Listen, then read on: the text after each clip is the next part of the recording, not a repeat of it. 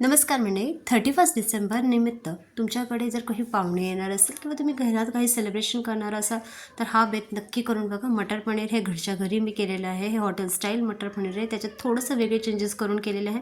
तर स्टार्ट करूयात आपण रेसिपीला. शॉर्ट्समध्ये मी नेहा तुमच्या सर्वांचं मनपूर्वक स्वागत करते.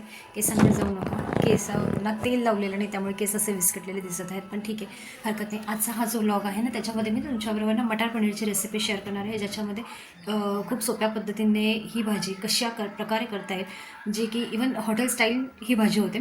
ही भाजी मी माझ्या सासूबाईंकडनं शिकलेली आहे करायचं. तर तीच त्यांच्याच पद्धतीने मी तुम्हाला शिकवणार आहे. फक्त थोडेफार चेंजेस मी माझ्या परीने केलेले आहे याच्यामध्ये, पण ठीक आहे, हरकत नाही. जर आपल्याकडे जास्त प्रमाणात वेळ नसेल तर तुम्ही अशा प्रकारे मटार पनीरची भाजी घरीच करू शकता. तर आता मी काय केलेलं आहे, इथे सर्व साहित्य काढलेलं आहे, तर तुम्हाला ते दाखवते मी कशा प्रकारे केलेलं आहे. तर हे बघा, इथे मी कांदे आणि टोमॅटो घेतलेले आहेत. एक मोठा कांदा घेतलेला आहे आणि 2 छोट्या साईजचे टोमॅटो मी ते घेतले आहेत. टोमॅटो स्वच्छ धुवून लालसर रंगाचा आपल्याला इथे घ्यायचा आहे. तर खाली भात आणि वरती डाळ लावलेली आहे मी. तर आता हा कुकरच्या मी 3 शिट्ट्या करून घेणार आहे, जेणेकरून ना वेगळी एक्स्ट्रा भांडी आपली भरवली जाणार नाहीत. तर आता 3 शिट्ट्या आपण कुकरच्या करून घेऊयात. आणि ना इथे मी आता मटार घेतलेला आहे, जो बाजारात आता इझिली अवेलेबल होतो सगळीकडे. तर हा मटार ना मी स्वच्छ धुवून घेतलेला आहे 2-3 वेळा. आणि त्यानंतर हे पनीर घेतलेलं आहे. पनीर 1/2 किलो पनीर घेतलेलं आहे. पनीरचं असे चौकोनी किंवा तुम्ही तुमच्या आवडीप्रमाणे तुम्हाला जसे हवे तसे तुकडे करू शकता. तर मी हे चाकूच्या सहाय्याने असे छोटे मीडियम साईजचे तुकडे केलेले आहेत. एकदम पण मोठे नाही आणि एकदम पण बारीक नाही. आणि थोडेसे काजू आहेत, ते मी असे भिजत ठेवलेले आहे थोडे पाण्यामध्ये. काजूची आपल्याला नंतर पेस्ट सर्वात शेवटी आपल्याला भाजीमध्ये ॲड करायची. तर ही झाली म्हणजे सर्व तयारी. तर आता आपण ना मटार आहे ना एका साईडला थोडंसं वाफवून घेऊया. तर मला 80% हा वाफवून घ्यायचा आहे आपल्याला मटार. बघू शकता इथे मी गॅसवरनं एक भांडं ठेवलेलं आहे छोटं साईजचं. तर आता पाणी उकळायला ठेवलेलं आहे. पाणी उकळत आलं ना की आता आपल्याला वाटाणा त्याच्यामध्ये ॲड करायचा आहे. तर तुम्ही बघू शकता साईडने बबल्स पाण्याला सुटले आहे, याचाच अर्थ पाण्याला उकळी आले आहे. तर आता आपण काय करणार आहोत, आपण हे जे वाटाणे आहेत ना ते टाकून घ्यायचे सगळं, आणि एक 10 मिनटं मी हे चांगले पाण्यात उकळून घेणार आहे. इथे आपण चेक करणार आहोत की वाटाणा शिजला आहे की नाही. तर आता मी हाताने थोडंसं दाबून बघते. तर वाटाणा अजून थोडासा शिजायचा आहे. तर त्यासाठी आता 5 मिनिट अजून मी ठेवून घेणार आहे पाणी टाकून. हे बघा, कांदा आणि टोमॅटो आपले दोन्ही उकळून झालेलं आहे. तर काय करायचं आपल्याला, हे टोमॅटोचं जे साल आहे ना, ते सालला आपल्याला अशा प्रकारे ना हे काढून टाकायचं आहे. टोमॅटो गरम आहे खूप, हळूवारपणे आपल्याला त्याचं साल काढून घ्यायचं आहे. आता एक जाडबुडाची कढई गॅसवर तापायला ठेवायची. साईडने त्याला सगळीकडनं तेलाने व्यवस्थित ग्रीस करून घ्यायचं किंवा ब्रशने करू शकता तुम्ही, किंवा चमच्यानेच फिरवून घेऊ शकता तेल. आणि अशा प्रकारे ना मी पनीरचे जे स्लाईस केले होते ते चांगले आता क्रिस्पी होईपर्यंत परतून घेणार आहे. तर आता आपल्याला त्याला खरपूस करून घ्यायचं आहे मस्तपैकी. तर एक बाजू भाजी झालेली आहे, आता दुसरी बाजू परतून घेत आहे.